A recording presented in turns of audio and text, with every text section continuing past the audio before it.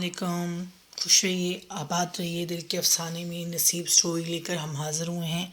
ہمیں امید ہے آپ کو ہماری سٹوریز پسند آئیں گی۔ زلیخا کے مقدر میں تکلیف اور دکھ لکھا جا چکا تھا، لوگوں کو یہ لگا کہ وہ رہ نہیں رہی، اس کا گزارا نہیں ہو رہا۔ وجہ یہ ہے کہ اس نے نبھانے کی کوشش نہیں کی، اس نے صبر و شکر اختیار کیا تو اللہ تعالیٰ نے اس کو نوازا۔ تو اللہ تعالیٰ یوں ہی اپنے بندوں کو نوازتا ہے۔ تو سنا ہے انسان جتنا بھی خوبصورت ہو، نصیب کے ہاتھوں مات کھا جاتا ہے۔ نصیب جو مقدر میں لکھا جا چکا ہے، اگر تو انسان شکر ادا کرے، سمجھ لے یہ میرا نصیب ہے، تو وہ اللہ تعالیٰ کا شکر گزار بندہ بن جاتا ہے۔ اگر نہ کرے تو پھر نہ شکرا۔ صحن کو دھویا، پھر بستر رکھے، کالج جانے کی تیاری کرنے لگی۔ زلیخا کو آواز آئی، بڑی آپا کی پیچھے سے کام نہیں کرتی، لاپرواہی سے کرتی ہے، میں دیکھتی ہوں صحیح دھویا کہ نہیں۔ یہ بڑی آپا بدبختی زیادہ وقت یہیں بسیرا رکھتی۔ زلیخا کی شامت آ جاتی، یوں سمجھے سارا غصہ اسی پر نکلتا جاتی، وہ تنقید کر سکتی کر دیتی۔ تنقید ویسے وہ انسان زیادہ کرتا ہے جو اندر سے کھوکھلا ہو۔ کسی انسان کے مزاج کو پرکھنا ہو یا دیکھنا ہو کتنا وفادار ہے تو اس سے لین دین کا طریقہ دیکھو، سفر کرو، اس کے ساتھ کھاؤ پیو، آپ کو خود اس کی خوبیوں اور خامیوں کا معلوم ہو جائے گا وہ کس لیول کا ہے۔ کہ سب سے چھوٹی بہن، سب کی شادی ہوگی، زلیخا کی نہیں ہوئی۔ اماں کو ہر وقت کہتی اس کی شادی کرو، جو بھی ملتا ہے۔ اماں نے بھی بڑی آپا کی سنی، پھر بڑی آپا کے شکوے شکایتیں، سسرال میں ایسے رہنا پڑتا ہے۔ آپا کی نصیحتیں خود عمل کم، ہر وقت مفت کی نصیحتیں، سمجھے بیکار۔ زلیخا کی بات پکی ہوگی، کسی نے پوچھنا بھی گوارا نہ کیا، اس سے پوچھ لیا جائے۔ خیر خود سے ہی اپنے پاس سے assumptions بنا لیں۔ ایسے انسان جو کسی کا برا نہ سوچے اور نہ ہی سوچے کہ کوشش کرے آپ کے بارے میں، اگلا انسان خود ہی رائے بنا لے تو یہ بھی ظلم ہے۔ یوں زلیخا کے ساتھ ہوا۔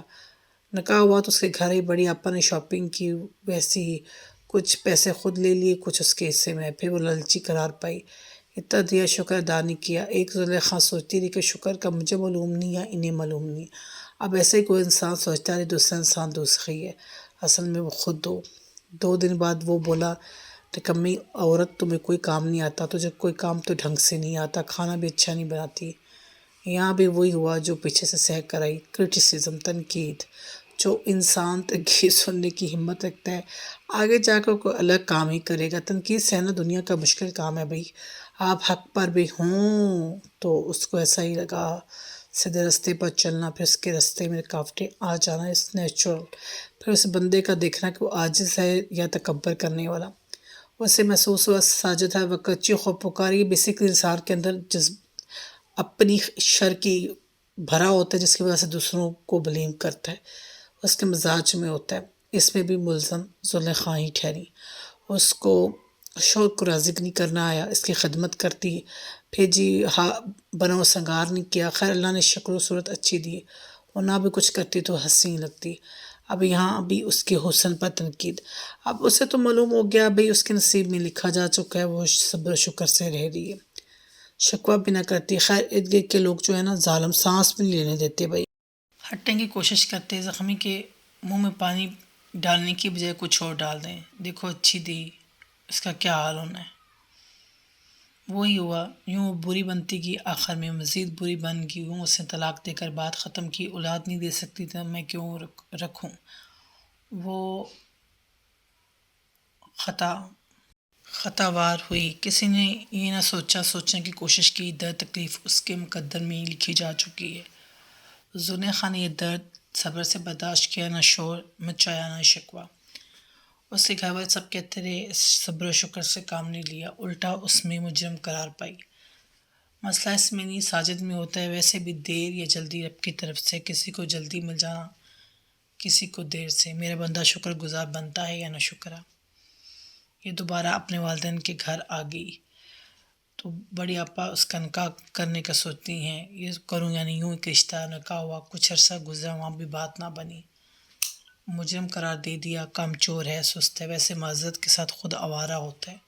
یوں دوبارہ گھر آئی، اسے مجرم قرار دیا، اس کی شادی کرنے کا کوئی فائدہ نہیں۔ ماں بولی بات تو بنتی نہیں، پہلی بات ایسا انسان ملتا جس کے اور زلیخا کے مزاج میں زمین آسمان کا فرق، آپ کی نیت بھی صاف نہ ہو، پھر اللہ تعالیٰ کی طرف سے بھی مقدر میں تکلیف لکھی جا چکی۔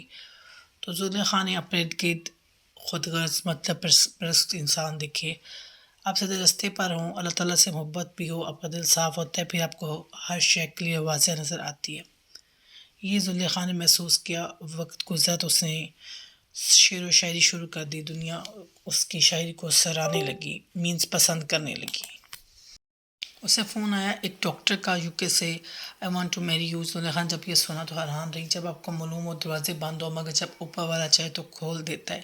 یوں ہی معاملہ ہوا، زلیخا نے ڈاکٹر طیب کو جو انہوں نے رشتہ بھیجا اس کو پسند کیا تو اللہ تعالیٰ نے ان کو 2 بیٹوں سے نوازا۔ انسان جب توکل کرتا ہے تو اللہ تعالیٰ اسے نوازتا ہے۔